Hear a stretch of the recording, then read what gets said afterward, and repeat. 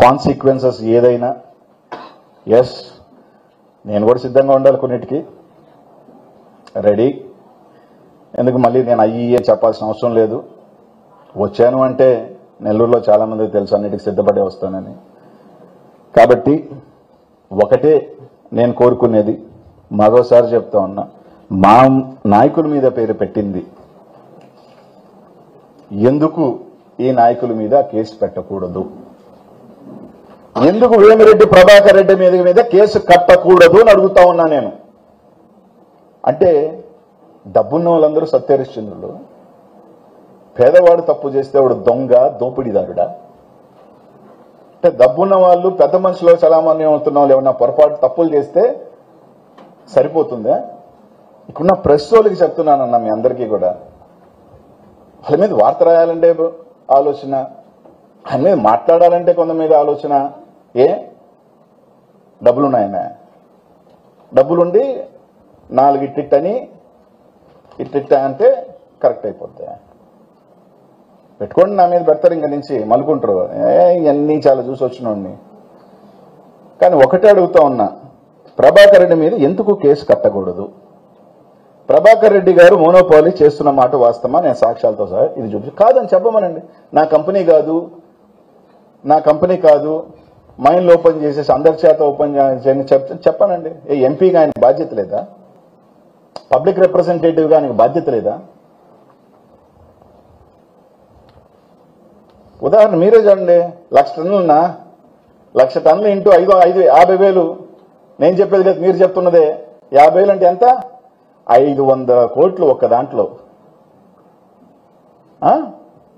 పక్కన సిద్ధి వినాయక దాంట్లో 50,000 అన్నారు, శ్రీనివాస 1,00,000 అన్నారు. 3 లక్షలు ఇంటూ 50,000 వేసుకున్నా 1,500 కోట్లు. ఏ ముసుగులో కాదు అని చెప్తే రైట్, కాదు అని చెప్తే పోయి ముయించు, బోర్డు పెట్టించు. ప్రెస్ వాళ్ళందరూ ధైర్యంగా మైండ్ లోపలికి పంపించు. ఇక్కడున్న వాళ్ళందరూ మీరు, నేను టెంపో పెడతా, అందరికి భోజనాలు పెడతా, విహారయాత్రలాగా వస్తారా, రండి, నేరుగా పోగలుగుతారు చూడండి. ఇక్కడ ఆపేస్తారు నిన్ను పోలీసులు వచ్చి. నేను అవసరంలే, మీ ప్రెస్ వాళ్ళు పోండి, పోయేదానికిలే. ఇదే ప్రభాకర్ రెడ్డి గారిని అడుగుతా ఉన్నా, ఒక పక్క ఒక కేసు కట్టున్నారు కదా, దానికన్నా పెద్దది ఇది. మహిళను ఆపేశారు, వాళ్ళు అల్లాడుతున్నారు, ఫెమిల్ చుట్టూ, ఫెమిల్ మెసేజ్ ట్విట్టర్లో పెడుతున్నారు, అల్లాడుతున్నారు, కోర్టులో వేసుకుంటున్నారు.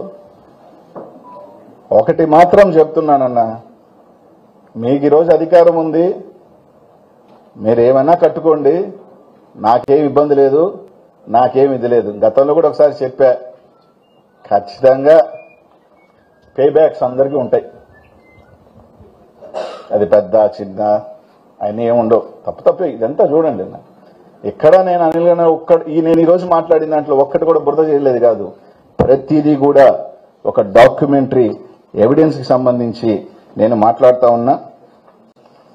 గవర్నమెంట్కి డబ్బులు పోతున్నాయి, కూలి పనులు దొరకట్లా, అల్లాడుతున్నారు, అన్ని రకాల ఇబ్బందులు పడుతున్నారు. దాని మీద ఎన్జిటీలో కూడా కేసు ఉంది. ఆ డంప్స్ను ఆప్షన్ పెట్టండి అని అడుగుతున్నా. మీకే మంచిది, ప్రభుత్వానికే మంచిది. 1,000 కోట్లు 1,000 కోట్లు వస్తాయి. ఆ 1,500 కోట్ల రూపాయలు మీరు అమరావతికి అప్పు చేయాల్సిన అవసరం లేదు, దేనికో దానికి ఉపయోగపడతాయి. ఆయనకు ఉన్నాయి చాలా డబ్బులు, ఈ కొత్తగా పెద్ద ఏం ఉపయోగపడవు. ఎందుకు ఉన్నాయని మళ్ళీ ఇంకొంచెం పెంచుతారా? సమాధానం చెప్పాలి కదా. వేమిరెడ్డి ప్రభాకర్ రెడ్డి గారు దీనికి ఎందుకు సమాధానం చెప్పరు? ఆయన భగవంతుడా, అతీతుడా? పెట్టమని ప్రెస్ మీట్ పెట్టి అనిల్ కుమార్ యాదవ్ ఇటు ఒక బురద చల్లాడు నా మీద, అసలు ఆ కంపెనీ నాది కాదు, ఫినీ వాడెవడో నాకు సంబంధం లేదు, నేను ఎవరితో మైనోన్నలతో ఇప్పటిదాకా మాట్లాడలేదు, మైనోన్నలతో నాకు సంబంధం లేదు, అసలు కనీసం ఒక మైనోన్నలతో మాట్లాడి చెప్పమనండి, అంతే కదా. తప్పకుండా చెప్తాను 1 వీక్. కానీ మీరు కానీ ఆ ఇల్లీగల్ మైన్స్ లో పెట్టి ఆ మైన్ ఓనర్స్ అందరి ఒకటైతే చెప్తా, ఇలాగే విధంగా ఇల్లీగల్ గా చేస్తానంటే ఆ ఊరోళ్ళందరి చేత కూడా ఎవరి పొలంలో ఉన్న రాయి కూడా ఇల్లీగల్ గా చేసుకుంటారు. ఏమబ్బా బడావాళ్ళు చేసుకునే లేదు, పట్టుకుటి కోసం పేద రైతు చేస్తే తప్ప అందరూ చేసుకుంటారు. అందరికీ అవకాశం కల్పిండి. చిన్న పెద్ద రైతు, వాడు రైతులో పొలం రాయి కట్టుకుంటే కూతురు పెళ్లి చేసుకుంటాడేమో, అప్పు కట్టుకుంటాడేమో, కొడుకుని చదివించుకుంటాడేమో, అందరినీ చేసుకోనండి. వాళ్ళ భూమిలో అవకాశం ఉంటే చేసుకోనండి అందరినీ. సైదాపురంలో కానీ ఎక్కడికైనా రాయి పడుకునే వాడికంతా ప్రతి ఒక్కరికి అవకాశం ఇవ్వండి. అలా కాకుండా మేమే చేసుకుంటాం, మేమే ఇల్లీగల్ చేస్తాం, మొత్తం మెటీరియల్ అంతా మాకే ఇవ్వాలి, మాకు తప్ప ఇంకెవరికి మెటీరియల్ ఇవ్వకూడదు, ఇవ్వకపోతే మేము ఓపెన్ చేయము మైను, ఈ ధోరణి మార్చుకోకపోతే మీరు ఎన్నిసార్లు నా మీద కేసులు పెట్టే లోపలికి వెళ్ళినా మళ్ళీ వస్తా, మళ్ళీ ఆడ నిలబడతారు. మళ్ళీ చెప్తున్నా, చేస్తే అందరు చేసుకుంటారు, లేకపోతే ఎవరు చేసుకునేదానికి లేదు. ప్రతి పేదవాడు చేసుకుంటాడు. ఎండిఎల్ వాళ్ళు వాళ్ళయ్యా పాపమ 100 మంది ఎండిఎల్ వాళ్ళు ఉన్నారు. వాళ్ళ మీద 1,00,000, 2 లక్షలు ఫైన్లు వేశారు. వాళ్ళు మాత్రం కట్టించుకుంటారు, కోర్టులో మాత్రం కట్టించుకోరంట.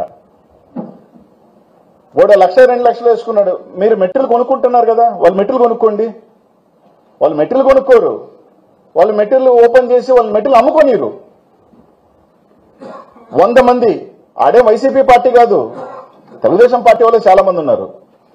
ఈ రోజు నేను ఇంత మాట్లాడే దాంట్లో మీరు కావాలంటే లెక్కలేసుకోండి, 70% మంది తెలుగుదేశం పార్టీకి చెందిన వాళ్ళ బాధితులే ఉన్నారు. 70% తెలుగుదేశం పార్టీకి ఓట్లు వేసిన వాళ్ళు ఉన్నారు. 70% తెలుగుదేశం జెండా మోసిన వాళ్ళు ఉన్నారు 30 సంవత్సరాల నుంచి. ఆ ఎండిఎల్ వాళ్ళు 2 లక్షలు అయితే వాళ్ళు 2 లక్షలు పిండి వసూలు చేసేది. అది ఏం ఫైల్లే, జోబులు వేసుకోవటం, ఓపెన్ చేయటం. ఆ రాయి మళ్ళీ ఉడపుకుంటేలే, వీళ్ళు కొనరు, వాడిని అమ్మనీరు. కోట్లలో మాత్రం ఆ ఫైన్ ఎట్టబోతుంది ఎవరి జోబులో తెలియట్లేదు. 250 కోట్లలో దాదాపు ఎంత ఫైన్లు ఆడిపోతున్నాయో తెలియట్లేదు. వాళ్ళు మాత్రం యథేచ్ఛగా ఆ కోట్ల మైన్లో మాత్రం దోచుకోవచ్చు. కానీ ఆ చిన్న చితక ఎండిఎల్ వాళ్ళు ఏం చేసినారా పాపమ? ఏం చేశారు? ఎవరి దగ్గర రైతు దగ్గర కొనుక్కొని వచ్చుకొని ఉంటారు.